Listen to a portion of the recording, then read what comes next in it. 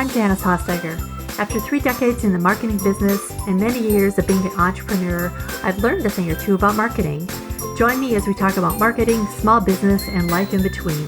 Welcome to My Weekly Marketing.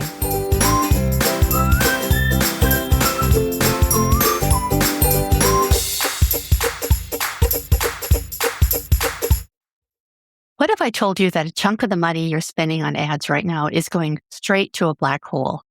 Not to your dream clients, not even to real people, not to Meta or Google, just bots, fake clicks, and fraud. The platforms aren't exactly reaching to tell you this, so you probably aren't even aware of it. But if you've ever stared at your ad dashboard thinking, I'm getting clicks, so why is nobody buying? Then this episode is for you. Now, I want to be 100% real with you. There are a lot of moving parts for an ad to perform well. The headline, the creative, the audience, the landing page, and of course, your offer, they all need to be aligned to get peak performance from an ad. And we would all like to think it's an outside force when it's not working. But sometimes when an ad doesn't convert the way we expect, the answer might not be your offer. It might not be your copy or anything that's on the creative side of it. It might be that a portion of your traffic was never a real person to begin with. Today, I'm talking with Rich Kahn, the co-founder and CEO of Anora.io, which is an ad fraud detection platform that helps businesses find and eliminate the bots, the fake clicks, and the junk traffic that are quietly draining your marketing budget. Rich has 31 years in digital marketing, and he's bootstrapped 5 multi-million-dollar companies. So he knows what he's talking about here. And in 2023 alone, his platform identified over 1.2 billion in fraud for clients. That's billion with a B. So we're breaking down what ad fraud actually looks like for us as small business owners, how to spot it in your own data, and what you can do about it, even if you're working with a tight budget. So let's get into it. So give me a real scenario. Now, not just numbers, but tell me a story about what fraud looks like for a small business. Okay. Well, I've got a story. It's a mid-sized business, Sure. but this is kind of where it's at. I met these people a couple of years prior to working together. And it's because I was working with one of their VPs of marketing. We served on the board together in the lead generation space, which was more like performance marketing. And I'm like, hey, you're buying a lot of media. You should probably take a look at our tool, get a free traffic quality audit. Let's see what you're dealing with. And no, they weren't seeing anything, right? Because they didn't know the signs to look for. It's not like the average person wakes up in the morning and says, I need a fraud solution, right? They don't do that. Right. Because most people don't realize that a lot of the problems that exist in marketing space right now start with a fraud problem at the top of the funnel, right? It's interfering. So if you think, and let me just paint a picture for your audience. Last year, as a global society in digital marketing, we spent $750 billion. Based on our conservative estimates, we're estimating that $165 billion was stolen by fraud. Wow. So it's no longer a question of if you have fraud, it's a question of how much fraud are you dealing with. And the problem is most people, so that comes out to about 22%. We on average typically find, when we do a traffic quality audit, we typically find the average person is 25% fraud. And really what it depends on is where you're buying your traffic. You're buying it from search, social, programmatic, affiliate. It depends on each channel has different layers of fraud. So anyway, we were talking to this company and for years, they didn't recognize that they had a fraud problem because they didn't know what to look for. Then it became very obvious. They lost 2 major clients. And the reason why they knew it was fraud is because the client said, we're leaving you because you have fraud on your network. And it was smack in the face. You got a problem. So I happened to just be my normal reach out every quarter, reaching out, just say, hey, maybe we can get in front. And it was like perfect timing because it happened that same week. And the gentleman got back to me and said, yeah, I think we have a fraud problem. We just lost 2 clients. I'm hearing rumblings from my team that there's other issues going on. Can we run that traffic quality audit? Absolutely. Let's run the traffic quality audit. We run the audit. Find out that 65% of the traffic that we scanned was fraudulent.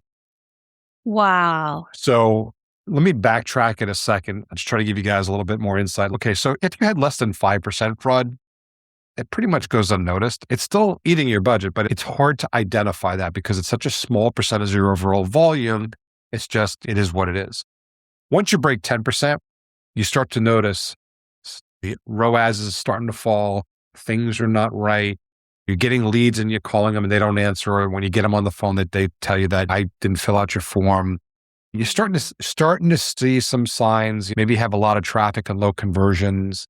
Maybe you have some weird site behavior if you're tracking that using like a hot jar or something like that. You start to see those signs. Once it breaks 20%, the sky is falling. You know there's a problem. You just don't necessarily know it's fraud, but these are the signs that you look at. That's when you got to ask yourself, I might have a fraud problem. I should do some research and figure out what's going on. That's what it looks like. Okay. Interesting. So how did you get into this industry? I would imagine you as a kid didn't say, I want to ferret out fraud. Like, tell me how you got involved in it. How did you figure out that this was a marketable problem that people were having? So it's funny you ask, because I was actually, when I decided to do this, I actually told my partner that I don't want to be the guy solving fraud. It was not because I knew how difficult it was and how much work and time it takes. So anyway, go back. My wife and I started a digital marketing ad network. So think of Google, but really small, right? We started in 2003, launched it, and we had clients loving it because the traffic was very inexpensive, but had good conversion value. So even though we didn't have a lot of traffic, people would buy. We even had clients come to us and say, look, you get first crack at my budget. Can you spend X? And we would do some estimates and say yay or nay. And they would allocate their budget to us first before they went to Google or Facebook, because obviously Facebook wasn't out then, but in 2003, Google was out, and Google's traffic very expensive, right? So they would come to us first and try to get their budget, as much as budget as we can absorb, and then they had to spend the rest of the budget elsewhere. 2004, late 2004, all of a sudden we started hearing grumblings from our clients that, hey, something's going on. The conversions are not the same. We started hearing those little telltale signs that it might be a fraud problem. So I started looking at it. I'm a developer. I actually wrote my first game when I was 9. I got published when I was 12. So I've been doing this for decades. And I looked at it and I'm like, you know what? I've seen this before. It's fraud. And that's when I turned to my partner and said, look, I don't want to be the guy solving fraud. Let's just go out, license a solution, bolt it onto our platform, and go about our day. And in 2004, 2005, nothing existed. In fact, the first commercially available fraud solution didn't come out until 2008 or 9. So I said, we can either close up shop or we can solve the problem. And I said, you know what? Challenge accepted. I can do this myself. So I sat down, I wrote the code. I think I did it in a weekend. It was a really unique way of looking at the data and solve the problem that day. And then, of course, fraud evolves over time. So I had to continue evolving the code and staying on top of it. Then I eventually hired a team to start taking over and working on it. And then about 10 years down the road, several of our clients were asking, they loved our traffic quality. They knew we had a fraud solution that we had built, and they wanted to license that fraud solution for other channels because they were seeing fraud in other channels or things that look like fraud in other channels. And we're like, I don't know if I want to build another platform. It's a lot of work because I'm only supporting it for myself. I'm the only customer. I'm the only one who's going to complain about issues. But now if I start opening this up, I'm going to have a lot more people asking for features that I may not have in there now, or asking for new stuff. And it's going to create a whole new business model. And so we said, you know what, let's test one client. And what was interesting about this client is he was just doing organic traffic. He was doing content marketing, driving organic traffic. And the people that were advertising on his website were complaining about fraudulent traffic. And he's like, it's organic. Nobody's paid. Like, I don't understand. So we jerry-rigged it, put it on his site to see if it would work. And as a test case, it worked great. We found 30% fraud on his site with organic traffic. So it's kind of interesting. And we decided, you know what? This looks like this could be something different. So first thing we did was I spent 6 figures of my own money and I tested that solution, the solution we had built, against 3 market leaders that were in the space. We had access to their code because clients were using their system. So we were able to test it against their code. And we found out that when performance was on the line, accuracy and thoroughness were on the line, we stood out. We were definitely the clear winner. And we ran 3 different independent tests that year. That year is 2015. And we actually have a white paper on that on our website called The Year in Review of Ad Fraud. And it was 2015 where we ran all these tests.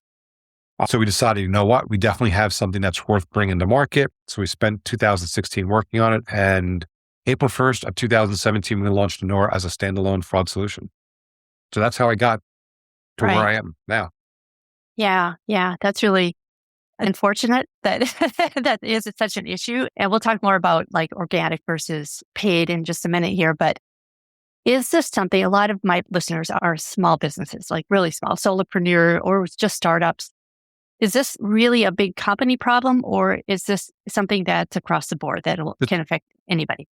It's across the board. Fraudsters steal from everybody equally. Assuming they're buying on Google and Facebook, those tend to be the lower percentages of fraud in the industry, right? And that's usually where people start because of the bigger companies. And generally speaking, that has around 10% fraud inherently. So it's still eating your budget. But I'll give you guys a hint. If you're going to start off on Google and stay there initially, when you set up your campaign, you got to go through all the details. And I keep forgetting where they move it. They keep moving it around. But there's a little checkbox by default that's checked, and it said include partner networks. Yeah. Mm-hmm. Right. So that this way, because 90% of the traffic you get when you buy from Google doesn't come from Google.com. It comes from their partner network. And in that partner network, there's name brand companies that you know and seen, but there's also tens of thousands of websites you've never heard of before. And that is where a lot of the fraud tends to come from because they're getting paid to drive traffic. And of course, when you incentivize somebody to do something, cheaters find a way to cheat. So when your campaigns are small, you can get away with doing this little trick. Just uncheck that box. So this way, 100% of the traffic you're buying from Google comes from Google.com. And obviously, Google.com has no desire to commit fraud. There'll be maybe 2% fraud. It's minimal. It's something that you can live with, but it shaves off the lion's share. But once your campaign gets to a certain point, you're not going to be able to get your budget spent. You're going to have to open it up and open the network up. And then that's when you start needing tools like an Anora to help you identify where the fraud is and eliminate it for your campaigns. Gotcha. That's true on Meta ads too, right? They do have their third-party platforms that they will ask you about. Up to this point, I've been saying no, right? Because Facebook generates all their traffic from their user base. Okay. However, when I'm on stage and I ask the room full of people, how many people think Facebook has fake profiles? Everybody raises their hand. We all know it. They talk about it. Facebook is very open about they're trying to shut them down. But yet, if you ever take a look at, I don't know if people are familiar with Fiverr, a great place for little things that you can get done, look up buying likes, Facebook likes. You can buy 10,000 Facebook likes for like $100. You know those aren't real profiles. So what happens is fraudsters put fake profiles on Facebook to make money indirectly off of Facebook by basically using it for other activities like buying likes, selling likes on people's pages. But to keep those fake profiles alive, they have to make them look like real people, right? They have to interact with ads. They have to interact with people's content, like things, comment things. They have to do the stuff that a real person does so they avoid getting shut down. And that's where their fraud comes from. Okay. So what's the difference between a bot, click fraud, invalid traffic? Is this all the same thing? Or just different, different names. So the industry term, because nobody likes the word fraud, is invalid traffic, IVT, right? Understanding invalid traffic, there's two classifications of invalid traffic. So you've got, and it's all IVT. So you got GIVT, which is general invalid traffic. This is the type of traffic that's hosted by data centers, well-known bot IP addresses, things like that. And then you have SIVT, which is where the lion's share of the fraud comes from. It's called sophisticated invalid traffic. These are your AI bots, installed software on your machine like that have malware integrated in them, or human fraud forms, click forms that people pay money to these places to commit fraud, but using a human. So they get past the CAPTCHAs, they get past bot detection because they're real people. Yeah. I always say the three vehicles typically used to commit fraud is bots, malware, and human fraud. There might be some others in there, but they all kind of fall into those one of three categories. What's a sign that fraud is actually eating your ad budget? Because I know that I've run ads that I feel like nothing converted or it didn't convert like I wanted it to. And I've seen this with clients as well, but it's hard to know whether or not it's fraud, if it's your landing page, it's your messaging's off, your creative's off. So how is it that we know that it's fraud? Is it the percentage of, well, I'll let you answer that. Yeah. Without scanning the traffic, it's hard to know, right? Because there's many reasons why a campaign won't perform. Yeah. Ad creative, messaging, targeting, all that comes into play as if the campaign is going to convert. But let's say you built a campaign and it's converting. So you got the messaging's right, the targeting's right, creatives are right, and everything's working well. You do have stuff called ad fatigue, where the ads stop producing results because people have seen them and they just like them out. So you got to constantly keep fresh ads going and different things like that. But if you take the campaign, you put it there, and all of a sudden you start to see a sudden drop in traffic on a relatively new ad creative, could be a sign of fraud. The only way to know for sure if it's fraud or not is you really have to have a tool to scan it and identify, is this fraud or is it real people? If it's real people, then okay, I can forget fraud. I can now focus on ad creatives and targeting and all the other stuff that has to go with it. I'll give you an example. I had a university it's a client of ours. They were buying traffic and they had an ad agency handling all the traffic for them just so they didn't have to deal with it. And I think they suspected that there was a problem going on because they called us up, didn't tell us that they had an ad agency, tested our software, loved it, signed up, became a client. And then they said, oh, by the way, all of our campaigns are being controlled by an ad agency. We'd like to get you guys on the phone together because one of the sources is showing 90% fraud. And we've been complaining about that source and now we know it's fraud. So we get the ad agency on the phone. And long story short, what happened was the ad agency has been looking at certain KPIs, so key performance indicators, that told them the traffic was doing well or not. And it wasn't based on a real conversion, like somebody making a purchase, somebody filling out a form and confirming it was a real person. It was something that was easy at the time for a fraudster to manipulate, like click-through rate. And I think that was one of their KPIs was the click-through rate. How many ads are they showing versus how many people clicking on the ad? And let's say the average is a 0.5% click-through ratio. What they were doing is, wow, we have some sources coming in that are performing at 0.7, 0.8, like on the higher side. Let's manage the campaign to that KPI. So what happened was those KPIs were being designed by fraudsters. So now what's happening is they're adjusting their campaign stats around attracting more fraud without them knowing about it. Right. So they were making good decisions, but they were making good decisions based on bad data, which gives you a bad outcome. So it got to the point where, the ad agency's like, are you kidding me? The KPIs are through the roof. Everything's great. How could it be fraud? You're wrong. And we said, okay, just for fun, let's remove that source, shut that source off, take that budget, move it to the other campaigns that have better quality traffic. And let's see what happens with the back end conversion data, the stuff that the client really cares about. And as soon as they did that, clients saw a spike in ROI. It was clear as day that our data was accurate, telling them what was going on. And now the agency is listening to us. So now we're saying, okay, let's bring the source back in. Let's optimize it around good data. And let's get that under control so that the client could use that as a good source of data. That's really interesting. So if somebody's running, let's say, some paid ads on the tight budget, and they can afford to probably work with you at this point, what are 2 or 3 things that they could do now to protect themselves? First off, one of the things I would do is, if it's a tight budget, I'd probably stick with Google or Facebook. All right. Those two are going to have your lower levels of fraud. And again, if you could do Google, use the little trick that I said is uncheck the box for the partner network so you can really tighten up that fraud. Start there. Next thing is pay close attention to the back end conversion. Again, every campaign out there is designed to produce some real conversion. So maybe somebody's selling a product or a service and they're generating a lead, right? So if the lead is generated, call to confirm the lead is accurate. If it's a fraudulent lead, you're going to know because the person's going to probably not answer the phone, or you're going to get them on the phone. They're going to swear up and down they didn't fill out the form, or they don't know who you are. But you got to be careful because if you called somebody who didn't give you expressed written consent to call them, you're breaking TCPA compliance. You can be sued for that. In fact, that's the largest growing class action lawsuit in this country. Really? Interesting. So bots can fill out forms. Sure. For not just for maybe a free call, but they can also fill out a form for a webinar or any other kind of form that you have. Yep. Correct? Webinar, they can sign up for a demo, they can sign up for anything that lead form, and they can use my information. The bot can just go to a database, which the data is readily available out on the internet for free.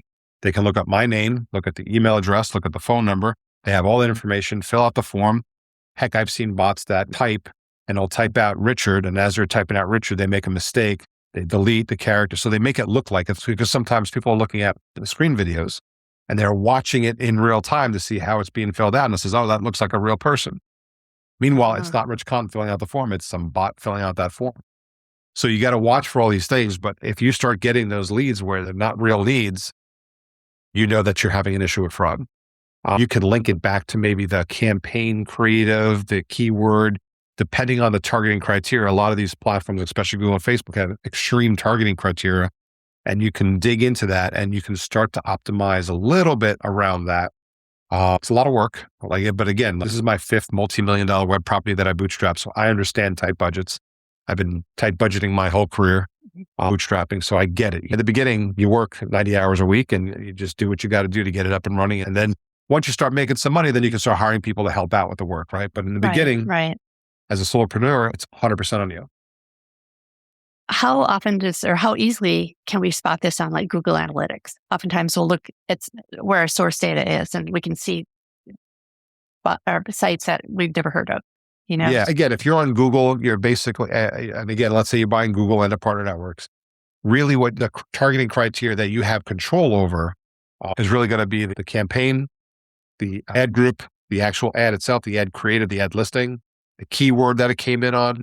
Because when I first built this, we were actually managing Google campaigns for clients also as one of our things. So I might have a client that had 100 keywords that I'm managing and it would watch the keywords. And if it saw a keyword had a high level of fraud, it would just stop bidding on that keyword. It would back off on that keyword, let the budget go elsewhere. So same thing, if you have some back-end conversion analytics, you're not going to see it on Google Analytics. It just doesn't show up there because it looks real. Remember, bots are designed to make traffic look real. So it's really not going to show up there. But when you get the back-end conversions, say, wow, it came from this campaign, this ad group, this ad listing, this creative, this keyword, you can go back. And if you get a couple of those leads coming in from that same grouping, then you can say, hey, maybe I may shut that keyword off. Maybe shut that ad group off. And you can start to do some optimization that way to try to get things down. But that's, again, difficult nowadays. So like when you're spending there, like I said, the single easiest trick is uncheck that box. Try to keep your budget to Google and Facebook. It'll get you the lower slot. Because I'll give you an example. Everybody sees banners all over the place, video ads all over the place, right? Those are sold at a real-time bidding environment. Mm-hmm. So you typically buy those through DSPs. Google has their own DSP, which is a demand-side platform. So if you're buying display units, those average 50% fraud. But if you have a tight budget, stay away from that. 50%. Wow. Yes. Wow. Focus on Google and Facebook because that's going to be around 10%. It still sucks to have to spend the 10% on fraud, but on the Google side, at least you can pull back on that little checkbox and really get it down and try to focus on ad creatives, ad fatigue, keyword purchases, and targeting, all that stuff you can focus on, which is what you traditionally have to focus on once fraud's out of the way. Right, right. Do you think that AI is making everything so much worse? Oh, yeah. Okay. I'll give you a quick story on that. Last year, tail end of last year, a new AI-assisted bot came out. And it was so advanced, it got around all fraud solutions in the marketplace. So it was so bad. I had one of my CRO was at a trade show, an affiliate trade show in Bangkok. And he found two companies with booths at the show selling fraudulent traffic that gets around all fraud vendors. That's how blatant they are. And again, this is overseas, so they do what they want to do. Yeah. Thankfully, once we identified it, we quickly put together a solution to solve it. Took a minute to get it done, but once we got it launched, we were able to confirm that it's been blocking all that new AI stuff. But again, and then we designed the way the new design came out for our system. We believe we're going to be protected for years to come based on how AI works and everything else. But it's something that you got to watch out for because AI, bots back in the day would just basically move the mouse perfectly straight and it would be easy to catch if you're running videos and stuff like that. AI assisted bots, they're almost impossible to identify. And they just keep getting smarter and smarter. Quickly. Yeah. So you have a tool, right, that business owners can test whether or not they have a fraud problem? Yeah. So our whole thing is I'm a developer. So my goal is if I want to work with you, I don't want to just take your money. I want to know that you have a problem that our software can solve. If we do, then I'm happy to take your money and solve your problem for you. First thing we do for everybody, we do is a traffic quality audit. It basically, there's no credit card involved. There's no commitment at all. It's just, hey, let's find out. Let's look at the data and see how big of a fraud problem you have. Once we identify the fraud problem during that audit, we also tell you where it's coming from. And then the goal is, okay, how do we mitigate this effectively and efficiently to reduce or eliminate the fraud as much as possible using our software? And that is on your website, I would assume? Is that something that people can access? Yeah. Okay. Yeah. If people go to our site, anora.io, there's a little green button up there. It says either talk to an expert or a traffic quality audit. Click that. You fill out a little form. We'll get in touch with you. The first thing we want to do is find out, okay, where are you buying from? How many visitors a month are you driving? What kind of issues are you running into? Because usually when someone clicks that button and they want a traffic quality audit, something's going on. They Yeah. suspect something. It very rare is it someone just saying, well, I'm just curious. It usually doesn't happen. Usually, you know what? I had a problem. Things were working great. Now they're not. I had an issue. I'm managing traffic for a client. All of a sudden they're having a problem. Something happened to trigger, because my CRO says this all the time. Nobody wakes up in the morning and says, you know what? I need a fraud solution. That just doesn't happen. Right. Right. 9 times out of 10, they have a fraud problem. They don't even know it's a fraud problem. So having them look up and research on the internet or through AI what problem they're having and how to solve it. So we do a lot of content writing. So if they're just looking for educational information, we have over 300 blogs on our site. We're putting out blogs every week. We have dozens of ebooks. We have the internet's only ultimate guide to ad fraud. It's like an 80-page ebook that talks about all kinds of fraud in all different channels and how it works and things you can do to try to minimize it on your own. So tons of resources. We even have a YouTube channel where I'm on podcasts like this. I did 3 this week. So, I mean, you get invited because it's a topic that a lot of people don't talk about. A lot of people don't know. It's an interesting topic because people are curious. Hey, if I can solve that problem and it fixes my ROI problem or my ROAS problem, makes my life easier, right? Otherwise, they're running around chasing their tail trying to solve a problem that they don't realize the way they're trying to solve it's not going to solve it. Yeah. Yeah. So where can people find out more about you? So 2 things, anura.io. So it's spelled ANURA.io. I'm sure that'll be in the show notes. So they'll be able to click on that, go there. That's beautiful information. It's more resources than any other solution I've seen out there when it comes to just talking about fraud so they can understand it. We've got a glossary and all kinds of, we've actually got a fraud calculator. So you can actually put in and check off all the different places you're buying traffic from and hit submit, and it will actually give you an estimate based on those sources of how much fraud you have. That's a free resource that's there, which is great. In addition to that, Rich Kahn, IAHN on LinkedIn. I'm all over LinkedIn. I'm posting 6, 7, 8 times a week, just little snippets, Q&As and things like that, talking about fraud and putting out resources that we constantly put out there. So easy to find, easy to get more information, light touch. Basically, you can learn as much as you want without having to talk to anybody. When you're ready to talk to somebody, we're here, but our goal is to educate the audience so that they know what's going on. They know some of the signs and symptoms to look for. So when it does happen and they need a fraud solution, they know who to call. Perfect. Yes, I will second that. Your website is extremely valuable in terms of content. Your blog posts are in depth. They're easy to understand. And I learned a ton just by going there, that more than I wanted to, because I'd like to just pretend that this doesn't happen and that all my money is going to the right place. But I know that that's not the truth in this world. So thank you so much, Rich. I totally enjoyed this. And I think we're all a little smarter now because of it. So thanks for being here today. Appreciate you having me on today.